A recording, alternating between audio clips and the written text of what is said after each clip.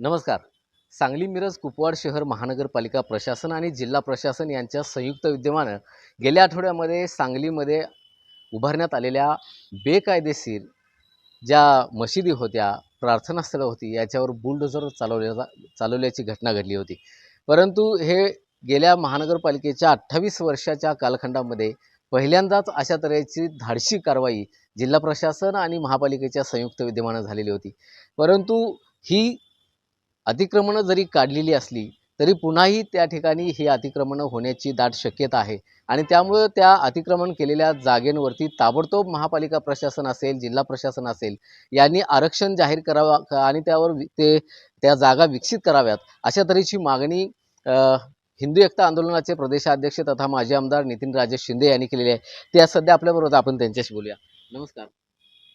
महानगरपालिकेच्या 28 वर्षाच्या काळामध्ये पहिल्यांदाच ही कारवाई धाडसी अशी केलेली आहे, महापालिका असेल किंवा जिल्हा प्रशासन असेल. आता नेमकी मागणी तुमची काय राहणार आहे आणि कशा तऱ्हेची भूमिका पुढची राहणार? महापालिका प्रशासनानं महापालिकेच्या इतिहासात पहिल्यांदाच ही धाडसी कारवाई केलेली आहे. महापालिकेच्या आरक्षित असलेल्या जागेवर बेकायदेशीररित्या मशीद उभा करणं, पूर्वपट्ट्यामध्ये मदरसा उभा करणं आणि विना परवाना त्या ठिकाणी जमियतखाना उभा करणं, अशा 3 गोष्टी ह्या मुस्लिम समाजानं केल्या होत्या. आणि त्याविरोधात 1-2 नाही, गेली 17 वर्ष त्या ठिकाणी आम्ही वेगवेगळ्या प्रकारची आंदोलनं करून, निवेदनं देऊन, माहितीचा अधिकाराचा वापर करून महापालिका प्रशासनाला वेळोवेळी सांगितलं होतं की या ठिकाणी अशा पद्धतीनं महापालिकेच्या जागेवर कोट्यावधी रुपयाच्या जागेवर त्या ठिकाणी बेकायदेशीररित्या मशीद उभा करायचं काम चालू आहे आणि ते उद्ध्वस्त करा. आणि शेवटी ह्या महापालिका प्रशासनानं निर्णय घेतला आणि तिन्ही बांधकामं बुलडोजर लावून जमीनदोस्त केली. आम्ही जिल्हा प्रशासनाचं त्या ठिकाणी अभिनंदन केलं.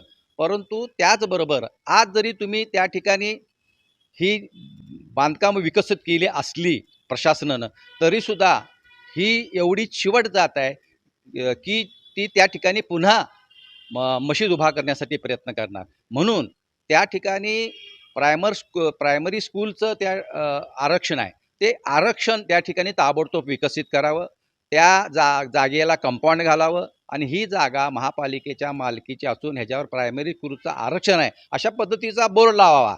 ह्या पद्धतीची काल मागणी करून आम्ही त्यांना निवेदन दिलं आहे. त्याचबरोबर सांगलीच्या मुख्य मारुती रस्त्यावर 80 साली त्या ठिकाणी दावल मलिक नावाचा दर्गा होता, तो संपूर्ण जमीनदोस्त करून त्या ठिकाणी डांबरी रस्ता केला होता.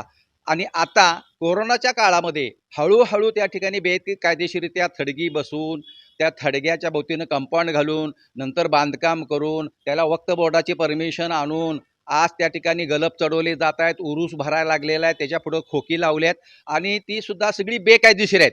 अशा पद्धतीची अनेक मदरसा, मशिदी आणि जमीयतखाना याची महापालिकेच्या जागेवर अनधिकृत बांधकाम आहेत, ती सुद्धा अशाच पद्धतीनं धाडसी कारवाई करून जमीनदोस्त करावीत अशी मागणी मी हिंदू एकता आंदोलन संघटना महाराष्ट्र राज्याच्या वतीनं करतो. या निमित्तानं पुढचा इशारा काय राहील? कारण अशा ज्या कारवाया केल्या जातात शासनाकडून त्यांना वेळ लागत असतोय आणि आता तुम्ही बघताय गेले 15 ते 16 वर्ष तुम्ही या संदर्भामध्ये पाठपुरावा करताय, आंदोलनं करताय, निवेदन देताय, तरी आत्ता 15-16 वर्षानंतर आता कारवाई होते. त्यामुळे पुढचा इशारा नेमका प्रशासनाला काय राहील?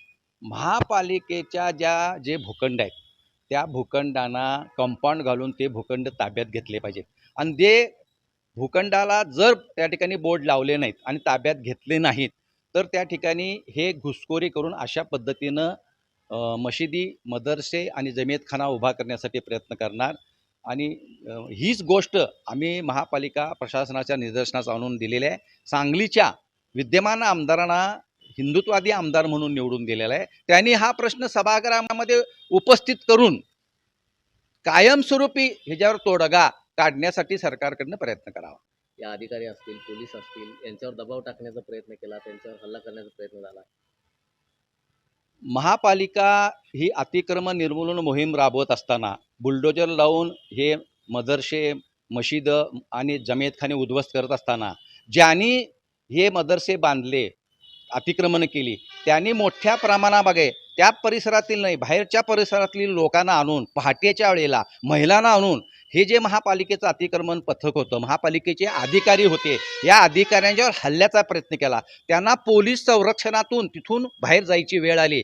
हळूहळू ह्याची तीव्रता वाढत चालली आहे. अतिक्रमण तोडायला गेल्यानंतर अतिक्रमण तोडणाऱ्यावर हल्ले होत आहेत आणि अतिक्रमणाच्या विरोधात आवाज उठवणारे जे मंगलमूर्ती कॉलनीतले लोक होते, त्या लोकांना त्यांना सांगितले, त्यांनी घोषणा केल्या त्या अधिकाऱ्यांच्या समोर की तुम्ही इथून घरं सोडून जावा, आम्हाला हा संपूर्ण मुस्लिम मोहल्ला बनवायचा आहे आणि ह्यांना आम्ही उद्याच्याला जिवंत ह्या कुटुंबाला शिल्लक ठेवणार नाही. अशा पद्धतीच्या पोलीस अधिकाऱ्यांच्या साक्षीनं, महापालिकेच्या अधिकाऱ्यांच्या साक्षीनं तक्रार करणाऱ्या, म्हणजे महापालिकेच्या जागेवर अतिक्रमण केलंय असं तक्रार करणाऱ्या कुटुंबांना धमक्या सुद्धा त्या ठिकाणी देण्यात आल्या आहे. यामुळं भविष्यामध्ये मोठ्या दंगली घडण्याच्या शक्यता आहेत. ह्यावर कायमस्वरूपी तोडगा निघाला पाहिजे. या निमित्तानं गेल्या 28 वर्षामध्ये महानगरपालिका असेल, जिल्हा प्रशासन असेल, या 28 वर्षाच्या कालखंडामध्ये जी पहिल्यांदा जी धाडसी कारवाई या जमेतखाना असतील, मदरसे असतील आणि मस्जिदी असतील यांच्या ज्या बेकायदेशीर आहेत त्यांच्यावर कारवाई केलेली आहे. बुलडोझर लावून त्या जमीनदोस्त करण्याचं काम या प्रशासनाच्या वतीनं करण्यात आलेलं आहे.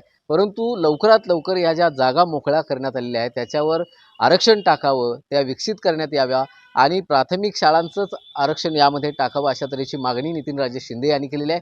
त्याचबरोबर अजूनही सांगली, मिरज, कुपवाड शहर महानगरपालिका क्षेत्रामध्ये अशा तऱ्हेचे बेकायदेशीर दर्गे असतील, बेकायदेशीर मस्जिदे असतील, बेकायदेशीर जमेतखाने असतील, अशा तऱ्हेची अतिक्रमणं अजूनही आहेत, बेकायदेशीर अतिक्रमणं अजूनही आहेत. तीही लवकरात लवकर प्रशासनानं काढावीत आणि या सांगली विधानसभा मतदारसंघाचे जे विद्यमान आमदार आहेत, जे हिंदुत्ववादी विचारांचे आहेत, माननीय सुधीरदादा गाडगीळ यांनीही हा प्रश्न तात्काळ विधानसभेमध्ये मांडावा अशा तऱ्हेची मागणी नितीनराजे शिंदे यांनी केलेली आहे. मोहन राजमाने, नवराष्ट्र न्यूज, सांगली.